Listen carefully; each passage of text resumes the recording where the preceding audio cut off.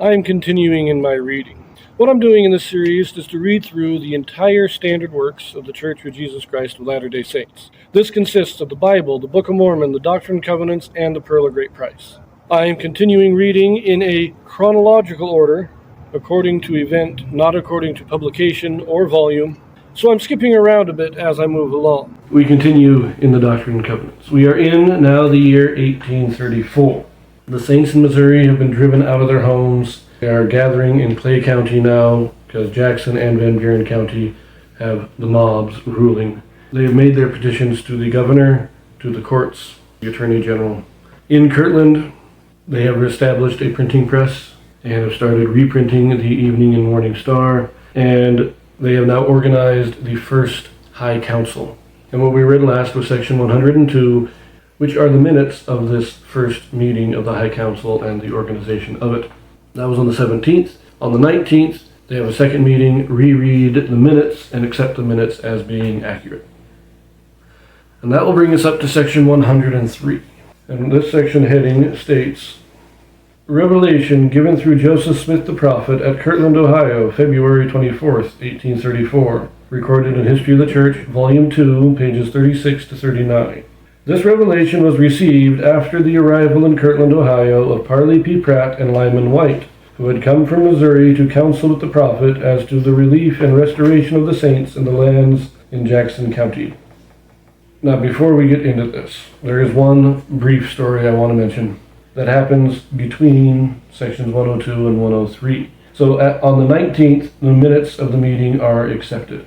It's like the 20th or the 21st, we have our first hearing before the High Council, where an Elder Hodges is brought on charges by Ezra Thayer for preaching in a hollering, loud tone that made it impossible for people to understand what he was saying, and even excited the surrounding neighborhood, thinking that somebody had been severely injured. And they follow the pattern for the High Council. Oliver Cowdery, who was number one, he drew when they did their lottery, he got number one, so he speaks in favor of the accuser. And he speaks on why the accusation is true. Now, they brought in 5 or 6 witnesses to testify to this fact. So Oliver Cowdery speaks for the accuser, and then Joseph Coe spoke on behalf of the accused, Elder Hodges. In the end, Elder Hodges stands up, confesses his error, because as it's said in previous revelations, unless it is edifying, unless what you are doing is actually helping people to come to the truth, it's not of the Spirit. He thought it was, he has been corrected, he admits his fault, and the council, so you have repented, it's all good. And we just close the meeting. It's the first example of a hearing before the High Council in this dispensation. But then, shortly after that, Parley P. Pratt and Lyman Wight arrive from Missouri. Now, this is in February, so the Saints are still refugees in Clay County. They don't really have permanent settlements. Many of them are sick from the exposure of the winter, and the mobs are still breathing out threatenings against the Saints. So the Jackson County people are actually, I believe, threatening the people in Clay County to not take the Saints in, not show them any kindness. But the Clay County residents are trying to help the Saints as much as possible at this time. And these two brethren come, they confer with the prophet, and we get this section of the Doctrine and Covenants, section 103. So let us read section 103. Verily I say unto you, my friends, behold, I will give unto you a revelation and commandment, that you may know how to act in the discharge of your duties concerning the salvation and redemption of your brethren who have been scattered on the land of Zion, being driven and smitten by the hands of mine enemies, on whom I will pour out my wrath without measure in mine own time. For I have suffered them thus far, that they might fill up the measure of their iniquities, that their cup might be full. And that those who call themselves after my name might be chastened for a little season with a sore and grievous chastisement, because they did not hearken altogether unto the precepts and commandments which I gave unto them. But verily I say unto you, that I have decreed a decree which my people shall realize, inasmuch as they hearken from this very hour unto the counsel which I, the Lord their God, shall give them. Behold, they shall, for I have decreed it, begin to prevail against mine enemies from this very hour, and by hearkening to observe all the words which I, the Lord their God, shall speak unto them, They shall never cease to prevail, until the kingdoms of the world are subdued under my feet, and the earth is given unto the saints to possess it forever and ever. But inasmuch as they keep not my commandments, and hearken not to observe all my words, kingdoms of the world shall prevail against them. For they were set to be a light unto the world, and to be the saviors of men. And inasmuch as they are not the saviors of men, they are as salt that has lost its savor, and is thenceforth good for nothing, but to be cast out and trodden under the foot of men. But verily I say unto you, I have decreed that your brethren which have been scattered shall return to the lands of their inheritance, and shall build up the waste places of Zion. For after much tribulation, as I have said unto you in a former commandment, cometh the blessing.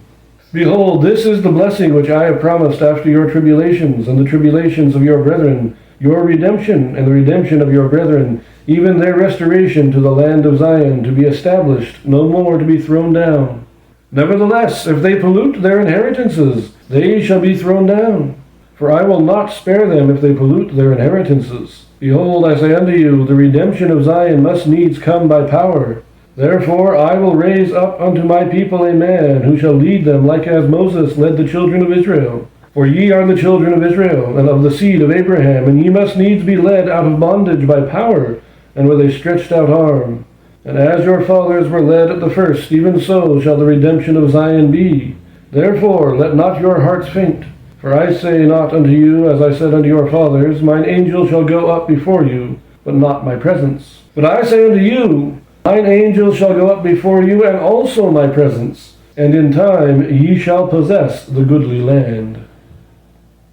We are given two reasons here for why Zion was lost. First, again, the saints needed to be chastened. They were not fully compliant with God's commandments. They were not building Zion as they should, and so they have lost Zion for a time. But in addition, God does not punish the wicked until they are fully ripe for his wrath.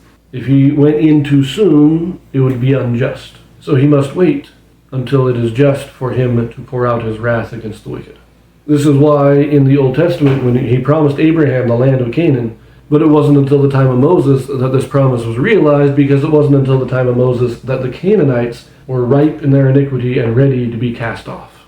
But now he also gives us this promise that Zion will be redeemed, but it will be redeemed by power. Just as Moses redeemed Israel out of Egypt, Zion will be redeemed by power, and God will raise up another Moses, another man like unto Moses. But it must be done by those who hearken to the commandments of God.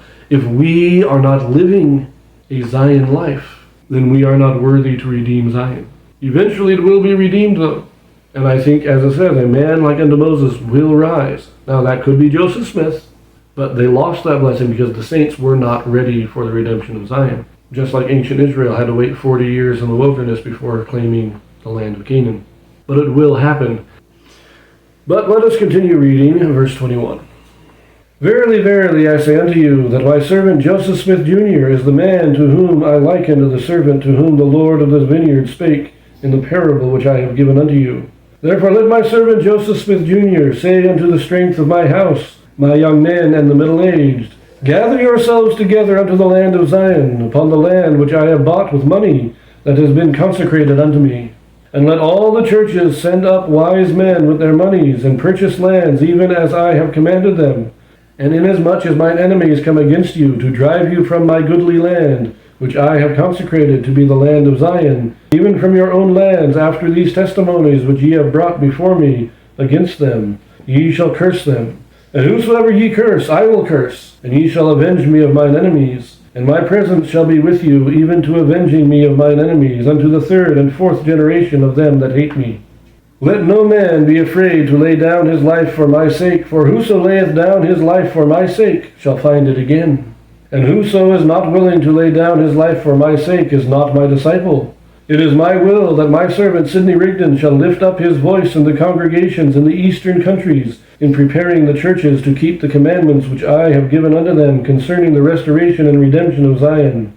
It is my will that my servant Parley P. Pratt and my servant Lyman Wight should not return to the land of their brethren, until they have obtained companies to go up unto the land of Zion by tens, or by 20s, or by 50s, or by 100, until they have obtained to the number of 500 of the strength of my house. Behold, this is my will, Ask, and ye shall receive, but men do not always do my will.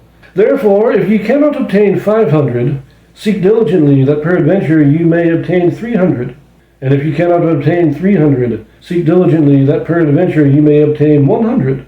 But verily I say unto you, a commandment I give unto you, that ye shall not go up unto the land of Zion until you have obtained 100 of the strength of my house, to go up with you unto the land of Zion. Therefore, as I said unto you, ask and ye shall receive. Pray earnestly that peradventure my servant Joseph Smith Jr. may go with you and preside in the midst of my people, and organize my kingdom upon the consecrated land, and establish the children of Zion upon the laws and commandments which have been and which shall be given unto you.